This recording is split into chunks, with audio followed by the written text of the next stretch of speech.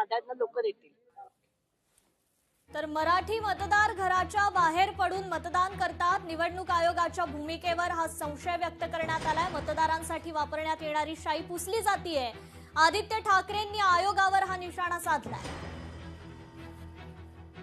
आपल्यासोबत शिवसेना नेते आदित्य ठाकरे साहेब आहेत। सर, मतदानाचा आढावा घेताय, कसं काय परिस्थिती आहे, कसं चाललंय? आहे सगळीकडे आपण पाहताय मराठी प्रेमी मुंबई प्रेमी जनता उतरत आहे मतदानाला आणि सगळ्यांना हेच माहिती आहे, जरा तुम्ही चुकाल तर मुकाल, हे शेवटची संधी मतदानाची आपल्याला।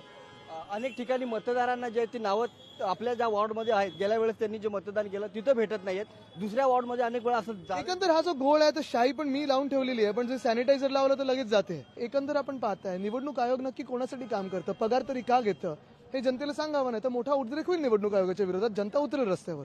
मतदार मोठ्या प्रमाणात रस्त्यावर उतरलेले आहेत, मात्र निवडणूक आयोगाची जी भूमिका आहे ती संशयास्पद असल्याचं आदित्य ठाकरे इथं म्हणताना आपल्याला पाहायला मिळतात।